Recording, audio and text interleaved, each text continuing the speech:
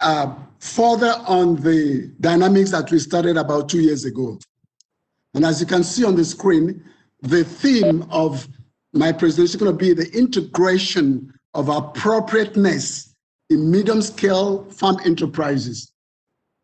Because we want to use regenerative agriculture and agroecological practices to sustainably leapfrog, I use the word leapfrog productivity, so that we can capture a sizable portion of the opportunity sets in tomorrow's food and agricultural sector.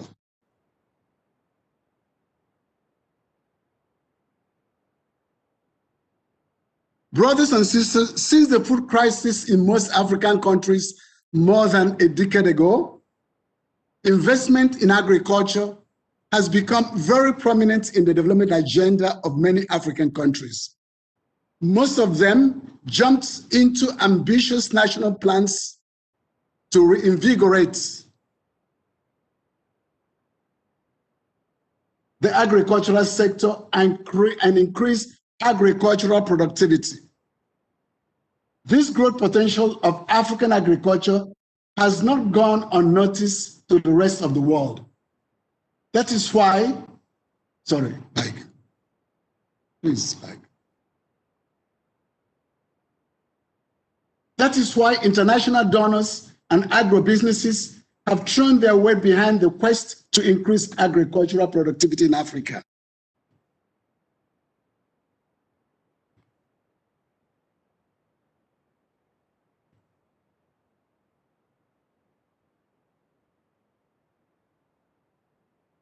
Shoot.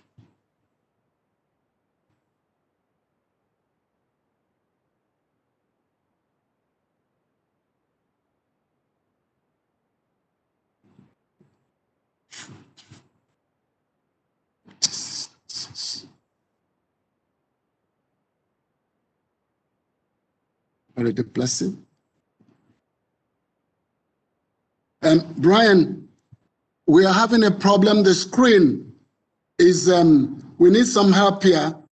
The screen is not showing up fully here. And Pofo, are you able to help? We can see it's fully on our side, so I'm not very sure what the problem is. I think it's okay now. Let's go back. All right. Let's go back. Okay. Okay, good. I must start by saying that in general, we fail to understand that the steps we are taking today to solve the food and agricultural crisis in Africa could definitely determine or even lock in the quality of both the food system of tomorrow and the way we live in the future. We must equally realize that we may not be able to retrofit the system if it turns out that we have gone too far in the wrong direction. In fact, the situation may become catastrophic and irreversible. That is why we must stop now and not only take a close look at the trajectory taken so far and how they have affected us, but we must also clearly evaluate the major challenges ahead of us to ensure that we are better informed and better equipped to re-engage in this existential endeavor.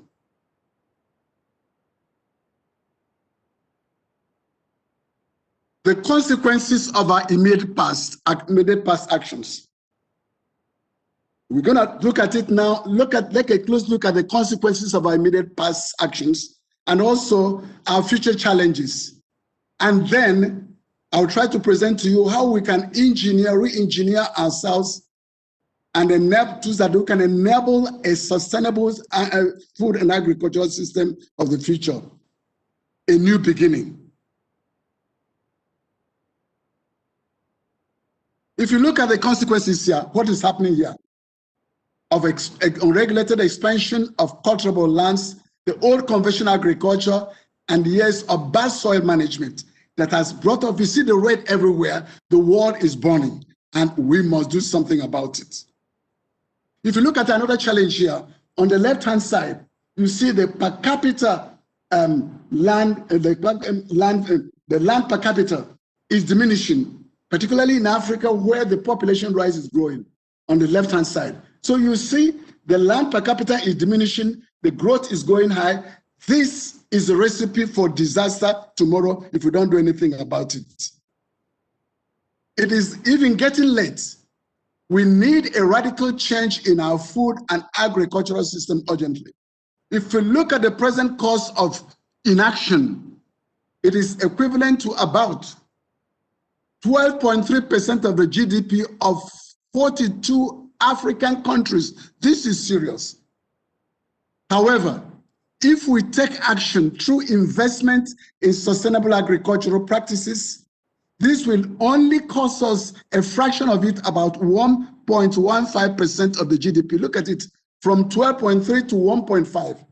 This is a simple math of these 42 African countries that you see below over there for the next 15 years.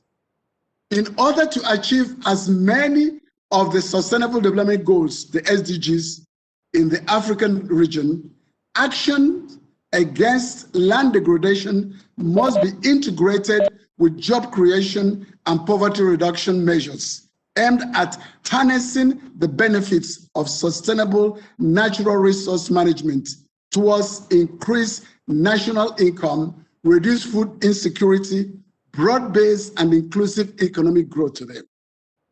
This is how agriculture can become a weapon of mass construction or mass development in Africa. You heard about George Bush, a weapon of mass destruction. We in Africa can turn agriculture into a weapon of mass construction. So you can look behind, these are the countries in Africa that are spending 12.3% of their resources, they're losing instead of doing something positive. Now, we must also understand that the conventional agriculture and food system today is the major part of the problem. So business as usual is no longer an option for us. With the serious land degradation, which now affects about in Africa 75% of African arable land. This challenge is practically insurmountable if we continue with the conventional food and agricultural system that we are using today. Effectively, a vicious cycle of environmental degradation, declining productivity, and rural decay is now being witnessed in regions that are fast adopting conventional agriculture. This is a serious thing. This is what we are seeing throughout Africa today, and we're wondering why.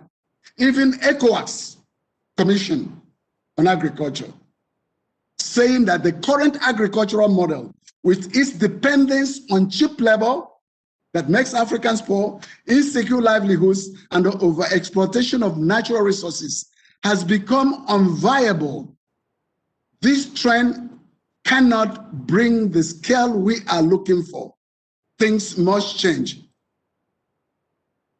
But with a mind, this is an ugly picture, but our position is here, you and myself. We must take a new viewpoint.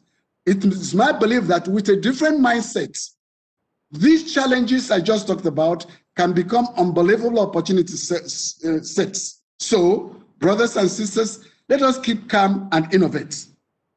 That's what I'm presenting to you. How are we going to do that?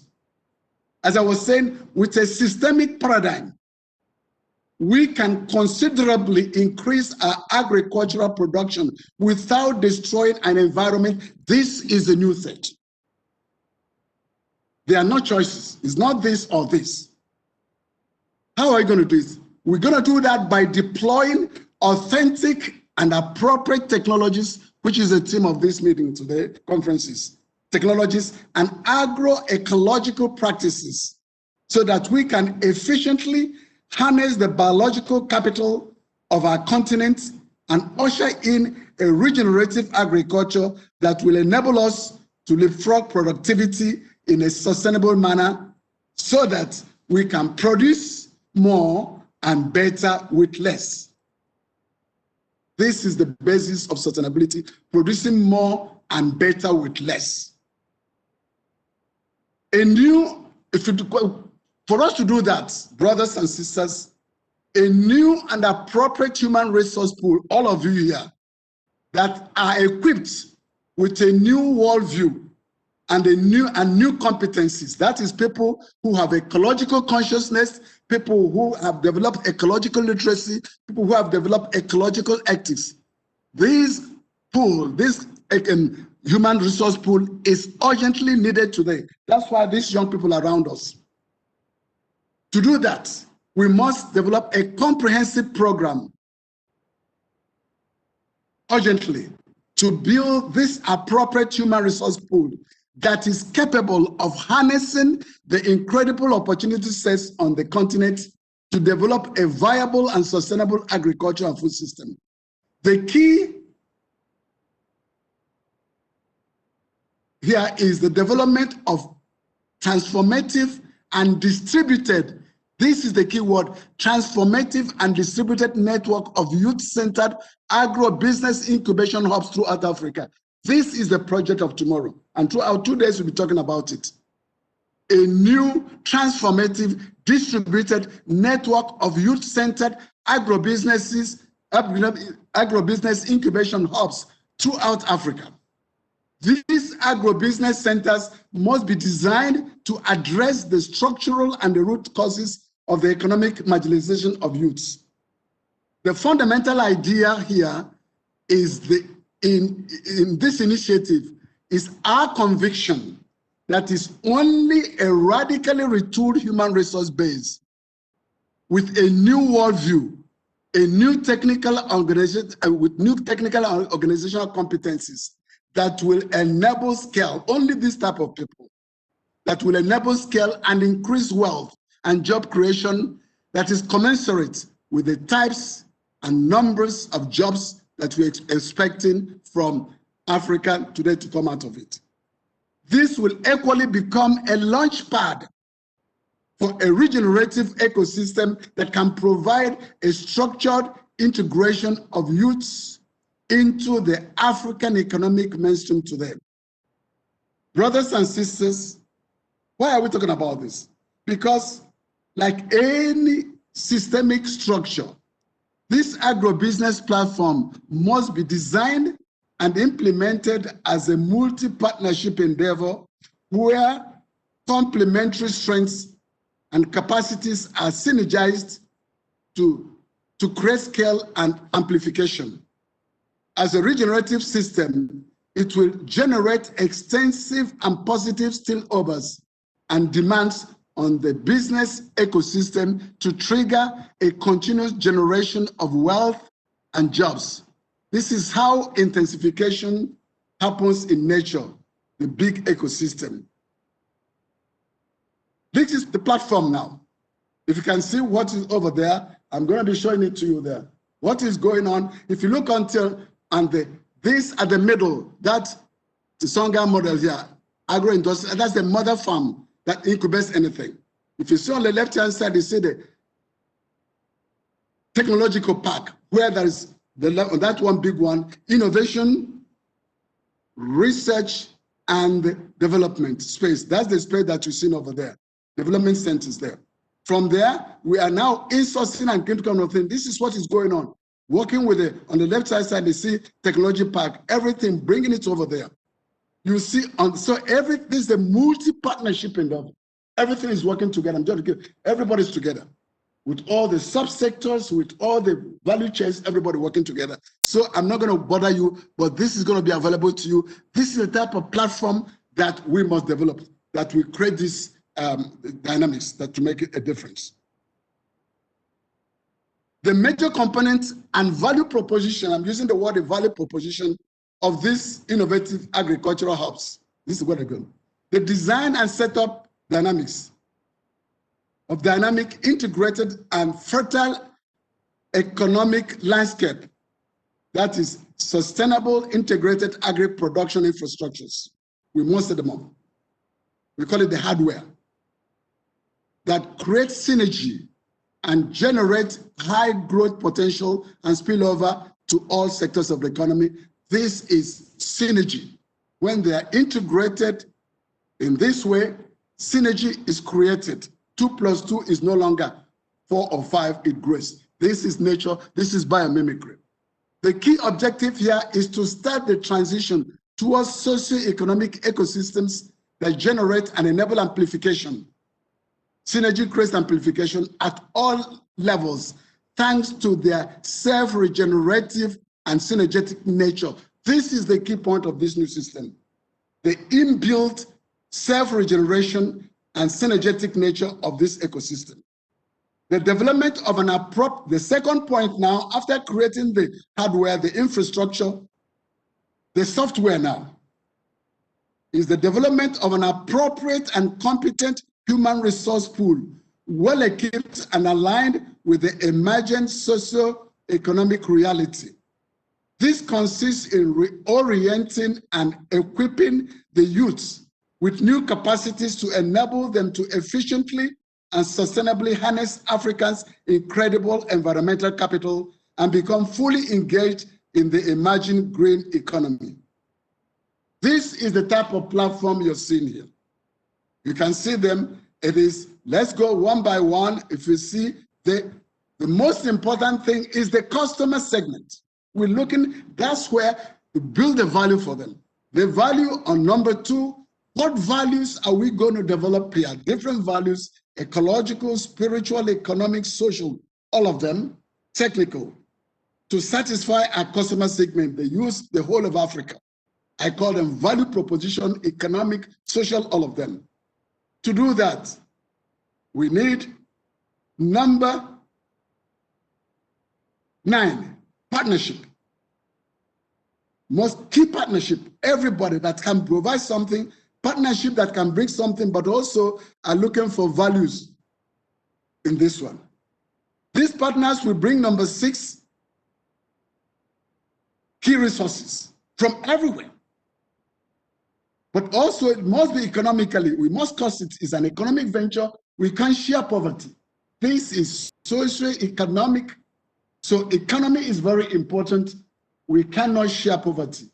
You share wealth. So this is number 1. And then how do we bring all of this together in an integrated system? Number 8, bringing everything today, the new systemic production system with zero waste, agroecological biomimicry, new technologies, number 8, so that we can satisfy our customers. If we do this correctly, our customers will be satisfied, the relationship will be created, and the revenue stream will flow. So this is the type of thing that we're expecting tomorrow. All these things were done now to build a transition.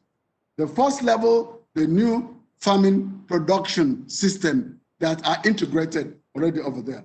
From there, the new human resource pool.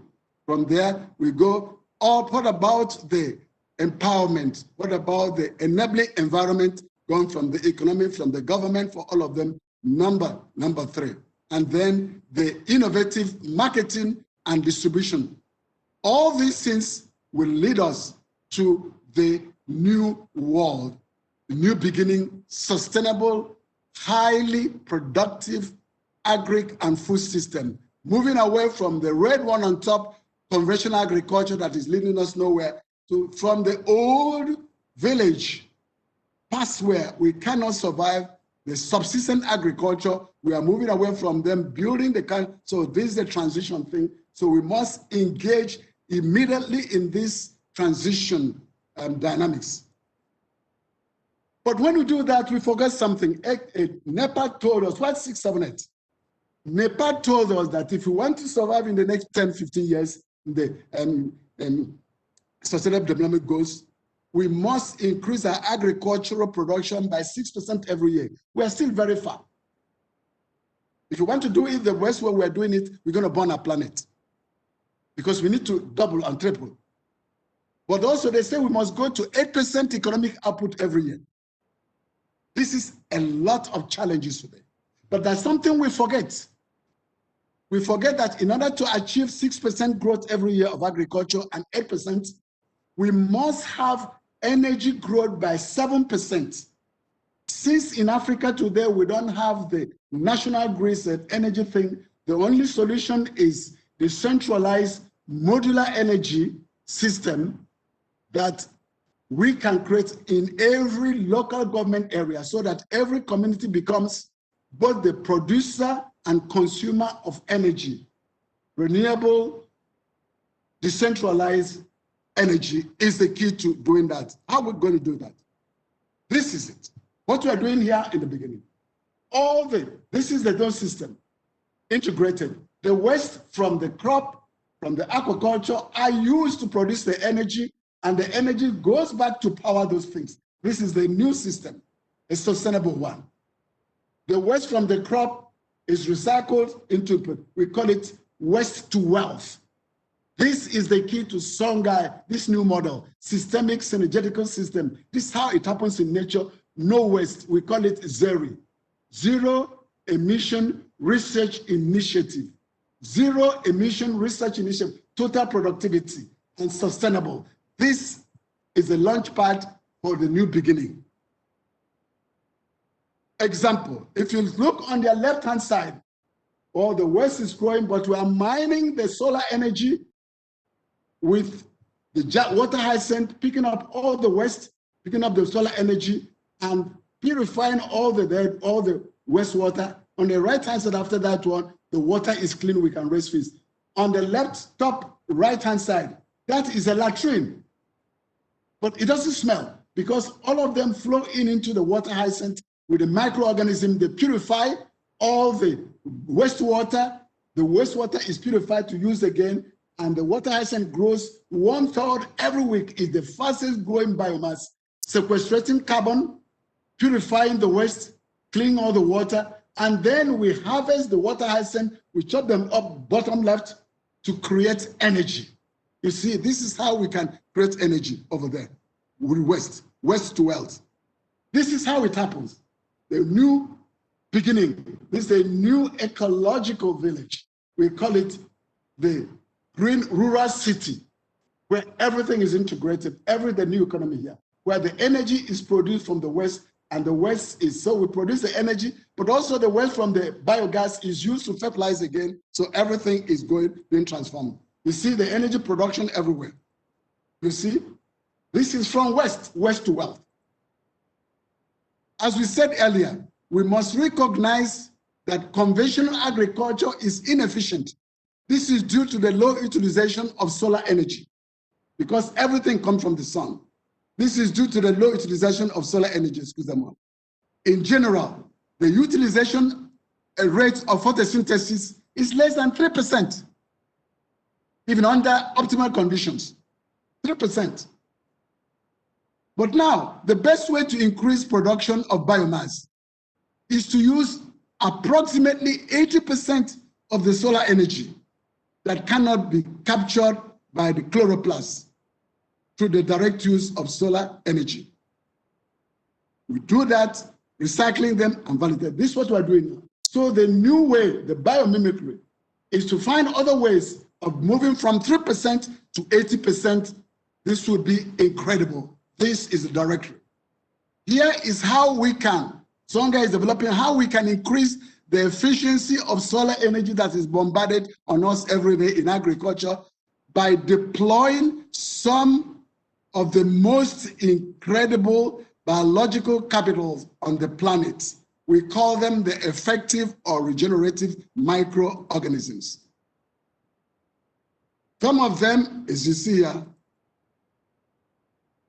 one of them is photosynthetic bacteria. These are microorganisms or the algae. These guys can use the wavelengths, some wavelengths, 80% that the plant cannot use.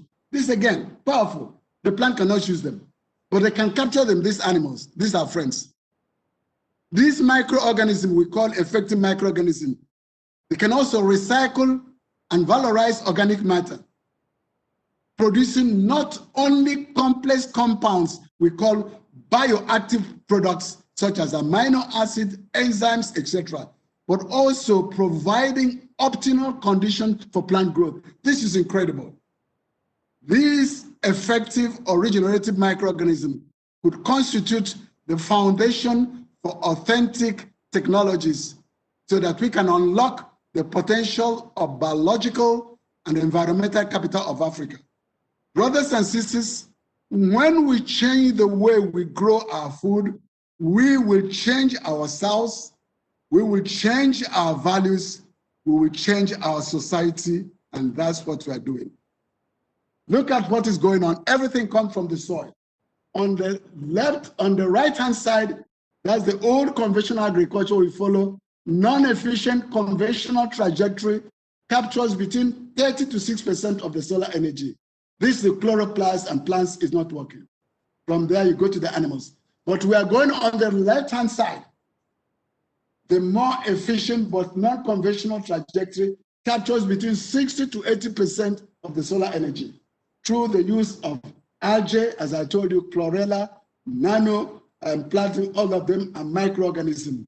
From there, you go to zooplankton, the rotifer, all of them, they feed the fish, and from there we go up again. So this is the new ways. To feed humans today, this is what is happening. So we're coming from the sun on top, microorganisms from all over there. We are meeting at the middle. Humans are being fed thanks to this new type of things we're going. So this is a new system we are producing today, and that is what we're going to use as the basis of a new beginning. Here are some of those microorganisms. Many beneficial indigenous microorganisms. We call them IMOs. There are some people in Nigeria called IMO, but it's not a Coronavirus IMO. Could also be mobilized in this process. We have all of them everywhere. In virgin forests where we have not disturbed. In fact, I collect most of them in the voodoo temples where people are afraid to go to, in the voodoo temples. Here are a few of them. The rhizobia, the frankia, for nitrogen fixation, in sound bioregulation with plant. We have azotobacters and all of them, the phytosolabin bacteria and the fungus, all of them. But I'm going to focus on one today, the mycorrhizal fungus, for phosphorus, copper, and molybdenum, and nitrogen fixation. Plant growth, promotion, all of them. So these are the type of things I'm going to show as an example of this first. Everything starts from the soil. Micronutrients, this is the key point. Everything starts from the soil. The first in agriculture is the soil. Second is the soil. Third is the soil up to the 10. If we master it, everything goes. That's why we are starting with it now, up to 10.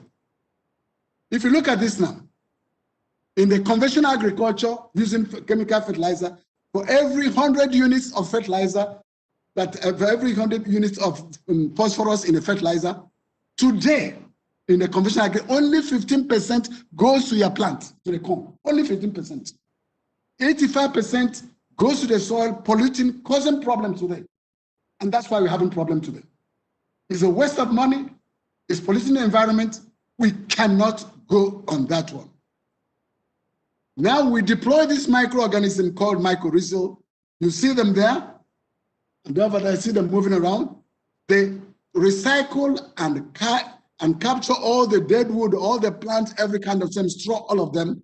They tear them up, they capture them.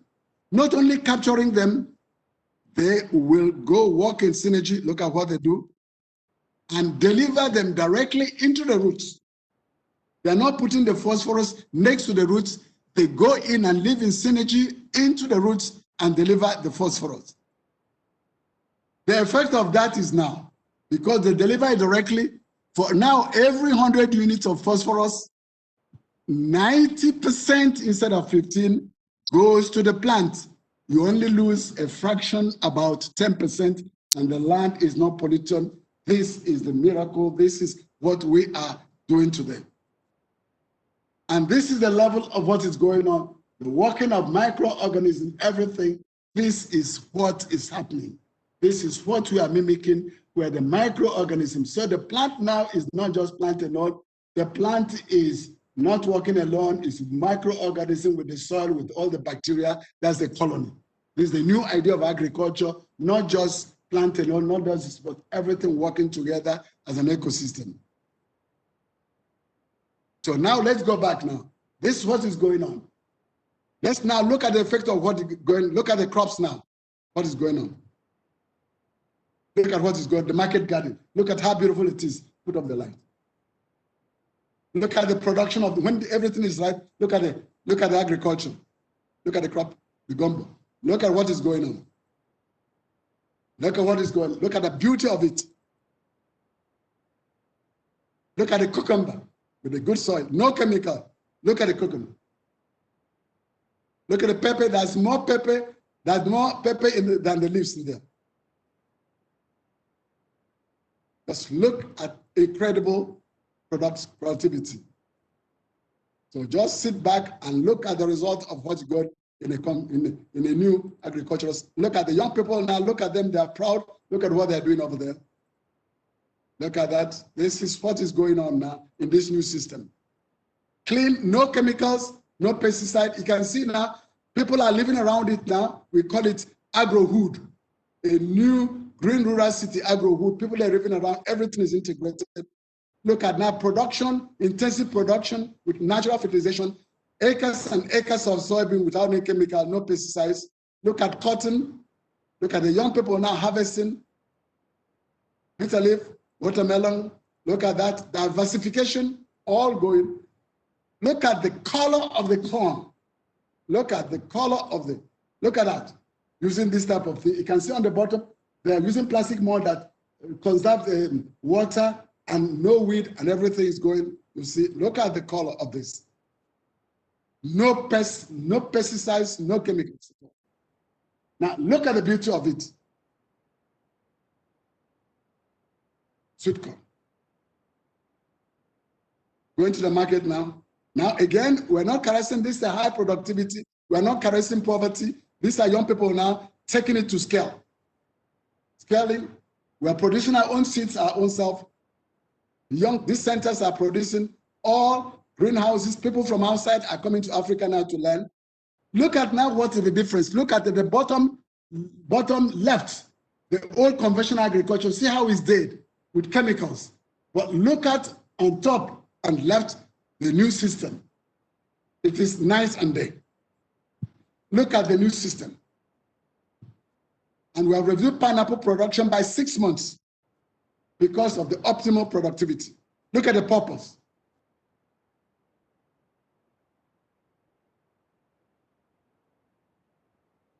Look at the lap of bananas. Look at the size of them. Cassava, this is the Nile forest. We are producing 70-something tons per hectare in cassava. This is not caressing poverty. This is serious business. Now, going to market now, food chain, they go for processing now. Look at the bean, peas. Now, this is rice production, extremely large, using what? Using the waste from the pigs and chicken, all of them flowing from what are flowing, and we're using them now. No chemical from outside. We're using the waste and the microorganism to feed our crops.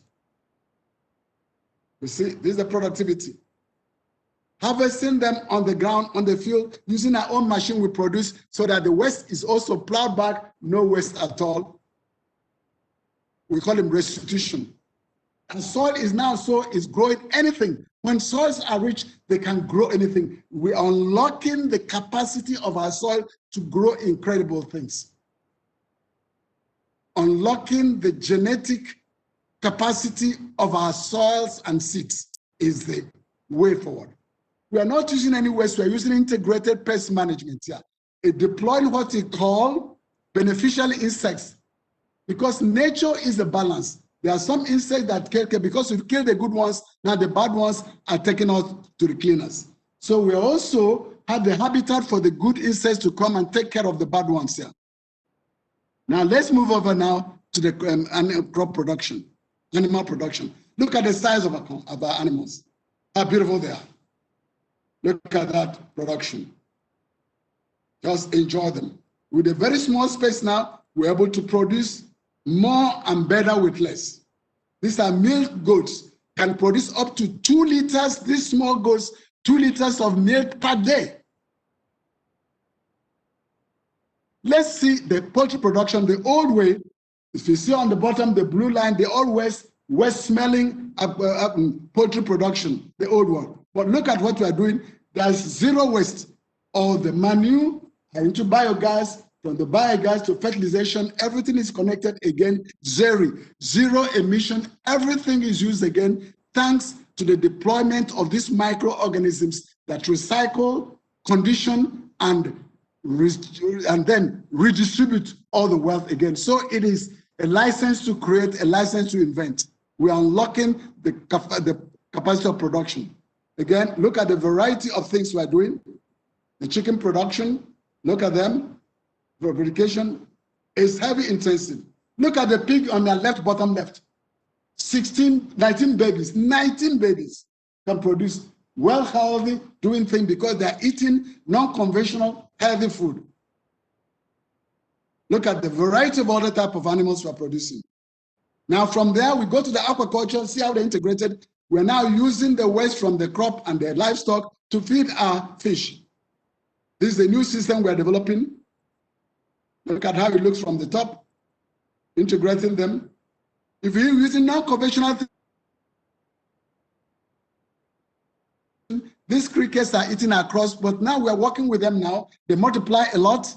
So we're going to be getting ton instead of going and fishing. We're going to using these non-conventional insects that yesterday they were disturbing us. They're going to become our partners here. We're going to use them now to as a supply of protein, animal protein for our animal production and fish production. You see them now? Now we're not transforming them. You see in our laboratories, these crickets are now becoming fish meal. I mean, insect cricket meal, protein meal that are now used for animals. That's how we are producing a lot of fish now. Look at them. This is a result of it. Look at the type of fish we are producing, different types of fish.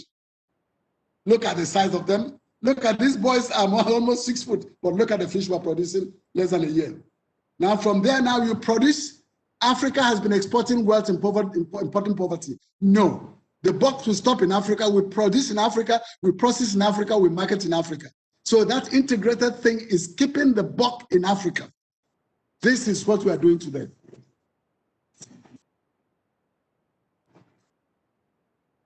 Now we're also producing our machines here.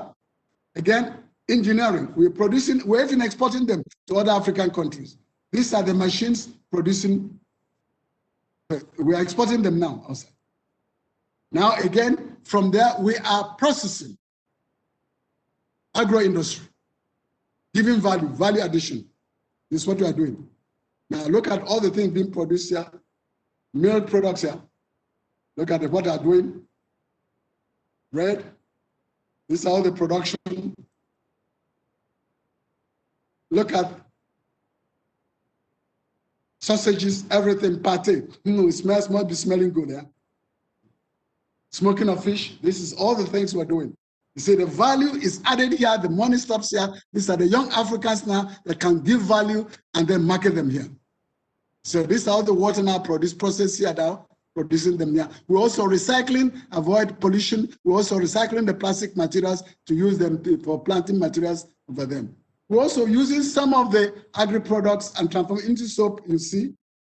The carrot soap, all of them, all the soap, all these things become raw materials because agriculture is multifunctional, not just for feeding ourselves, but also inputs, raw materials for our industries too. This is very interesting. The agriculture is multifunctional. It produces food for us to eat, good food for our industry, to creating jobs, and then enhancing our environment. So it's a multifunctional agriculture. Now you see, now from there, we now go on the marketing. The 3 types of economy: primary production, agriculture, industry, and services. These are the key points. If we have all these 3 sections in our villages, in our communities, there is no thing that will bring us down. We will develop. We will be on, African energy will be unleashed. So again, marketing here. We produce, we condition, we process, we market. Also, ecotourism and hospitality. This is again, a part of agriculture is also tourism, ecological things. You see, this ecotourism, sorry. You see, this is what Tonga is. Habitat, green rural city. Habitat is a spillover from good agriculture. We live well. Healthy living, healthy aging, disease prevention. This is what we're doing. Ecotourism, all animals are coming together. Also, young people enjoying. So this is a new way of life. Agriculture is moving from that narrow mind. As I said, a weapon of mass construction. Every value is inside. We all unite to get these values going so that everybody can enjoy our value. We're also, some of this, using the latest technology, internet, to cut down the cost of transaction to improve as a booster. IT is a booster, a steroid. So we're using drones, to check up where the insects are coming, you can treat them. So we're deploying ITs. Drones are working around helping us to do that one. So we're deploying all these new things to do. Also now, because it's going in Africa, it's moving, we're getting world leaders visiting us here. Look at Ban Ki-moon declared Songhai Center of Excellence. He was surprised that this is going on in Africa. Look at Kofi Annan, bless his soul. He was thrilled. Look at his group. Promoting Songhai. He said, this is the way. I was teasing him. I said, now they chase you away from the UN, coming back to Africa. You know, Madame Zuma, the former AU president, she was incredible. And that's why she wants to bring Songhai to South Africa. She sent 5 ministers to come to Porto Novo to see what Songhai is going. Now, look at now the FAO Director General, all of them, the African heads of states, Good Luck of Nigeria, the Nobel Prize Yunus, the former French Prime Minister and the former President, the former French Minister of Environment, and still working with them. And thank you very much. This is what Songhai is doing. Thanks, Simon. Good. Okay, over to you now, Brian, and that.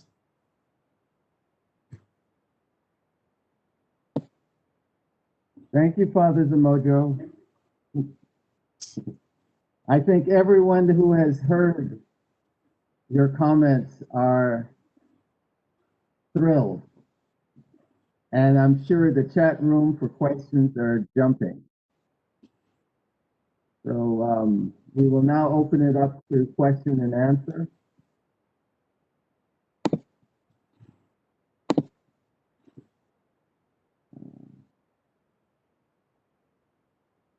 I'm looking now to see if there are any comments from the chat room that we can take questions. Sorry, Brian, just to let people know, please not ask the question, ask that type it in the chat box, or if you want to speak with your hand, you may be able to whatever you now.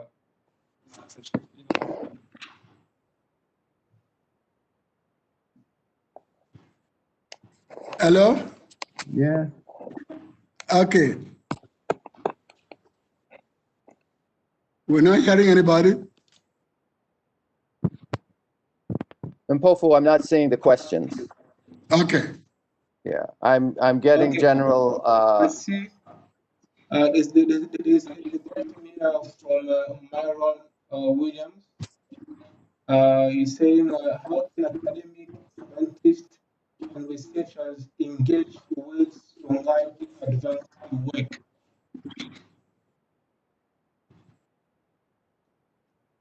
Was that clear?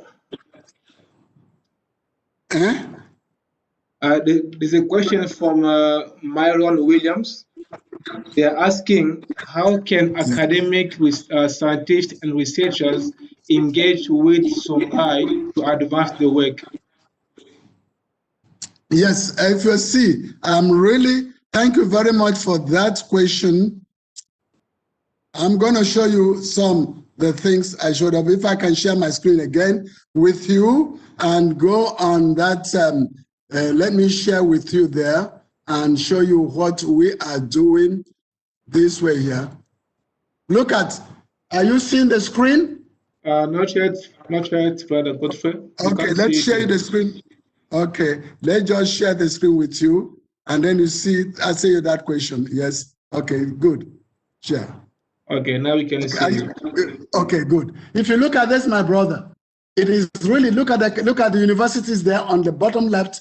All of them search. If you look at it closely, you're going to see the result. The universities are applying everywhere in the technology development, in the service development, everywhere. Look at producers, they are coming over there. So that really multi-partnership platform where they participate in creating that space. We call it Technology Park, innovation, research, and development space.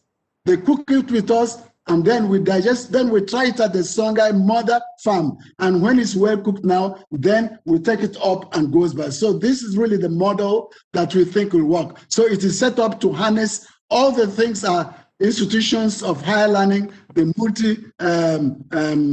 national companies, businesses, all of them, even banks, everybody together to cook them. The green ones, they are service center, producers, entrepreneurs, but most particularly in the technology development, where the universities, all of them come together, working with us to create that innovation, research, and development space. R4D, research for development. Not just research for research, but research for development. I hope that answers your question. Yeah, they are satisfied. And can I go to the next question? There's also Dr. Adenuga asking, what does it require to visit Songhai? It is, to visit Songhai, my friend, is just write to us, tell us when you are coming, and how much you get. We'll take you around. Songhai is a big place, many places, at least 6 places in Benin. And then you see them, there's a large place here. We have rooms, we have everything as you saw here. So we can now see with us, work with us, and really become a part of us. When you come to Songhai, you'll love to be a part of us. This one is interesting because any person coming to Songhai is already crazy to do something for Africa. So when you come, you're going to say, oh, that's what I want to do. So when you come, be ready to join the bandwagon. Great.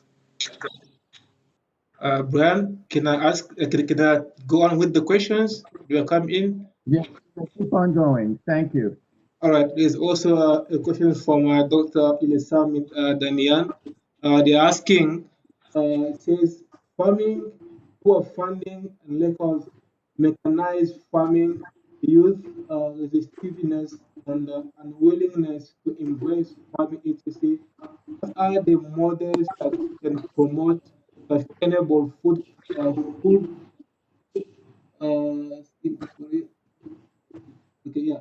So it says, what are the models that can promote sustainable food production in Africa with the growing population being a source of concern? That's from We're not getting it.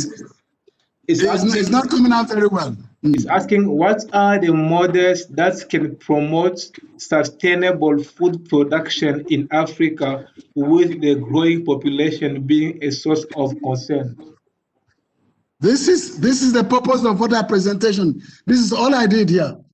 So the question he asked is just what I did.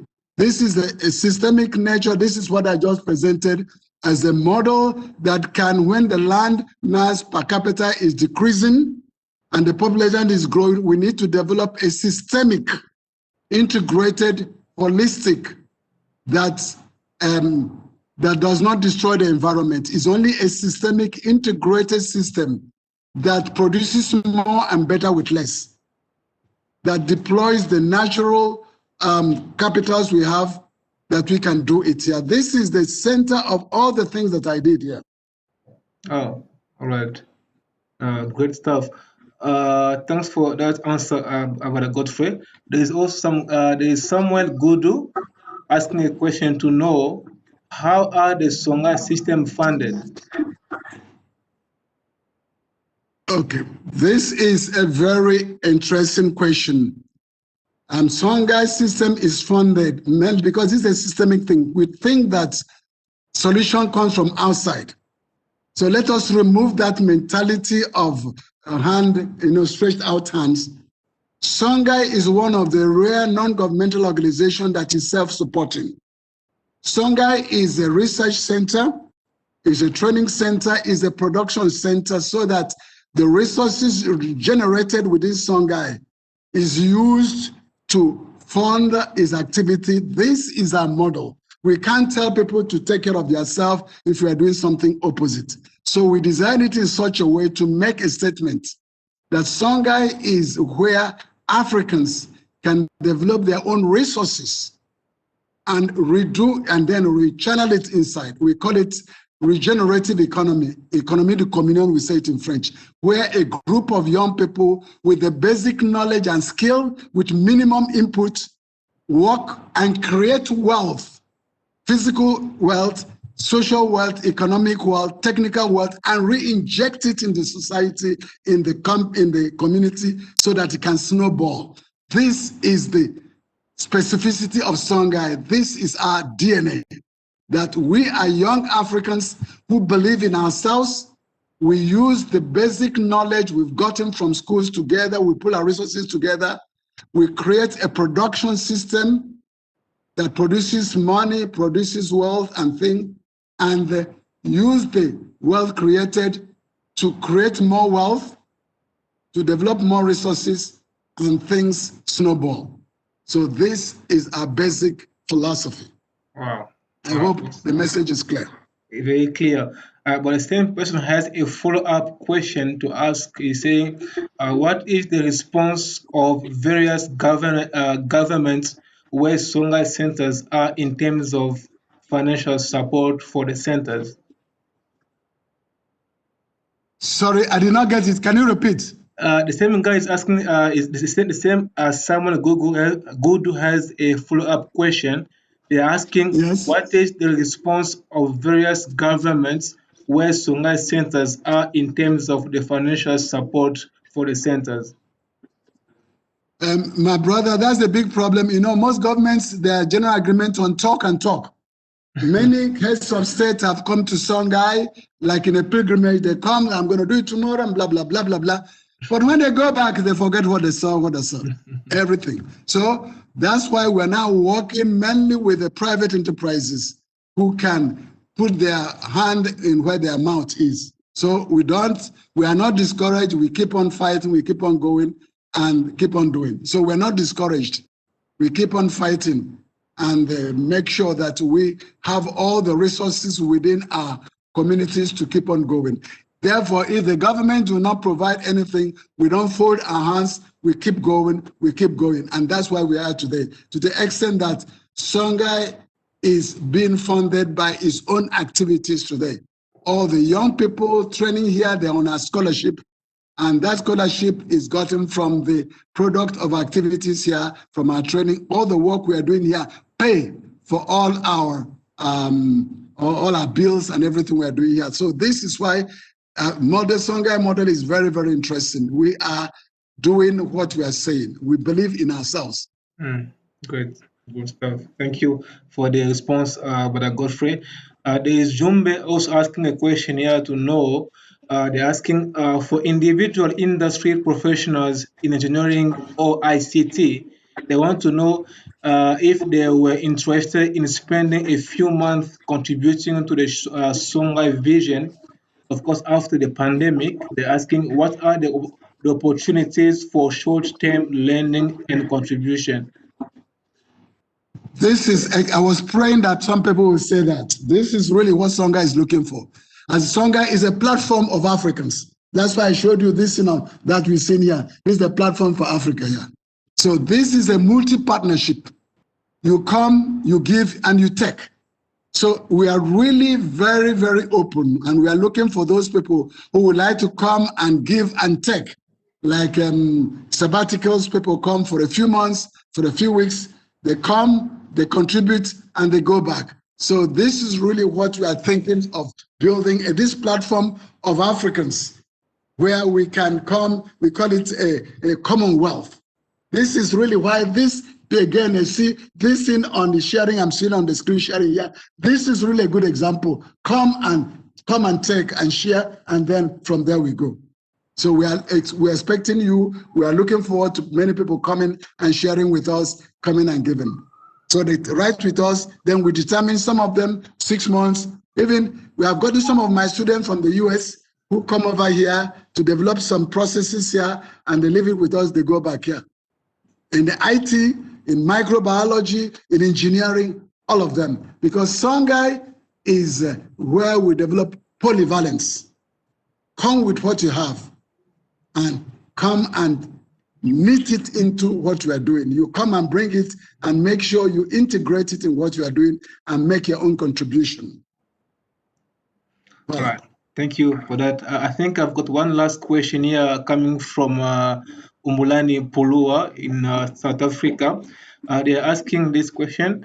they say African continental free trade is a great initiative by Africans. Do you think it is good for an African market? How do you fit in, and how can we partner with you? Yes, that is a very good question. Already in West Africa, Songhai has gotten the clearance from the ECOWAS region to ship and to receive anything from West Africa, and it's going to boost us. So we're developing now the IT platform. We call it Timbuktu. It's a Timbuktu. This is the old trade in Africa. Remember, we call it Timbuktu. It is a model where a platform where Africans, e-commerce Africans can now share the resources, share everything together. Yes, going to be one of our biggest projects today, what we call Timbuktu, a platform for marketing here, where all the things we produce in Africa can be shared and then resources shared here. Yes, the answer is yes. We are looking forward to working with you to develop a comprehensive African marketing platform today. Thank you very much. Just there's one last comment from Bettina. They just say a very exciting initiative. So I think that's we have covered all the questions. Brian, so it's back to you, please. Thank you.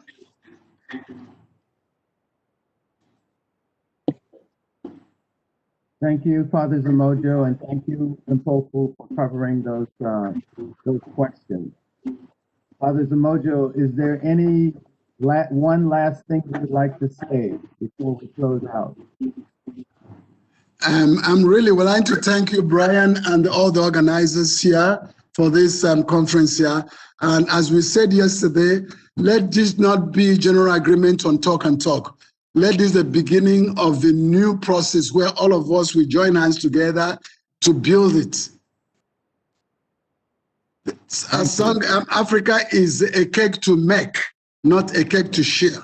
So all of us must join our hands to build our Africa of tomorrow. It will take energy, it's not going to be easy, but if all of us are committed, we're going to bring out an Africa that will be the pride of all of us. So thank you so much for making me a part of this. You're quite welcome. I encourage people that have been listening to send your comments in the chat room just to applaud what the Songhai model has been and what Father Godfrey has been doing. I will turn it over now to Dr. John Trumbull.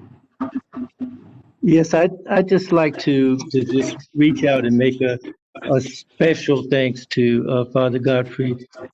We were really impressed when you hosted us 2 years ago, and that's why you see a number of our members have had ongoing relationships and made visits, because we really see that this is a model that we need to share not only across Africa, but across the global South. So once again, thank you on behalf of INAC. Thank you so much. Appreciate it. And have a wonderful, wonderful session. John, what is the next event for the participants?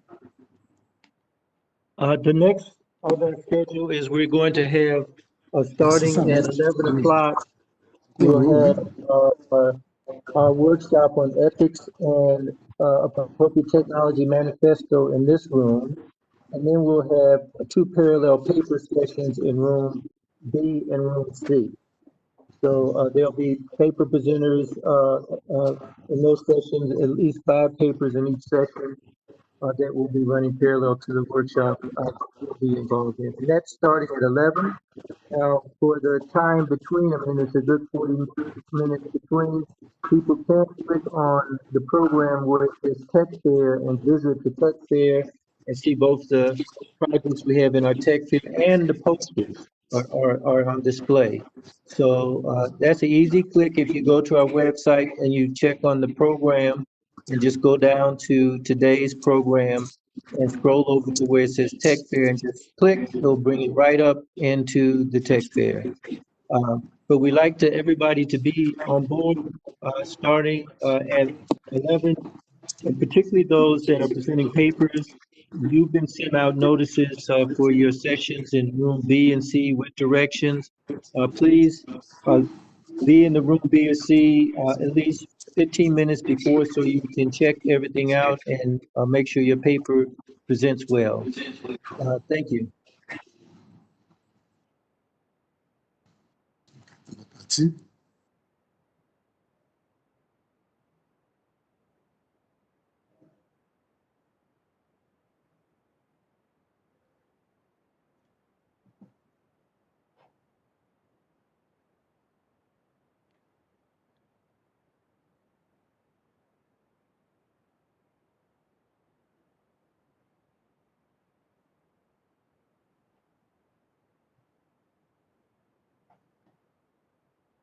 Well, Yes, sir. You have the slide to put up.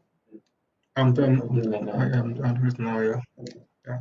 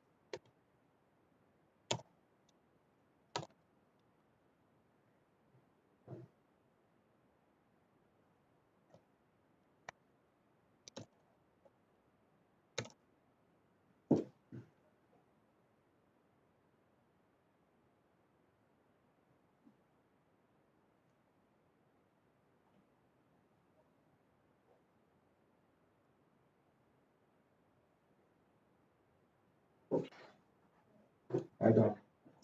Sure, look well done. Thanks. I don't know if it is the network that is bad.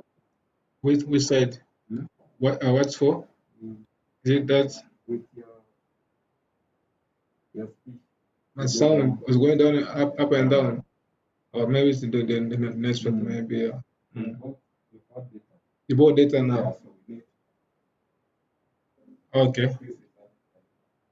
No, I'll come help me if I can. You can hear me? Okay.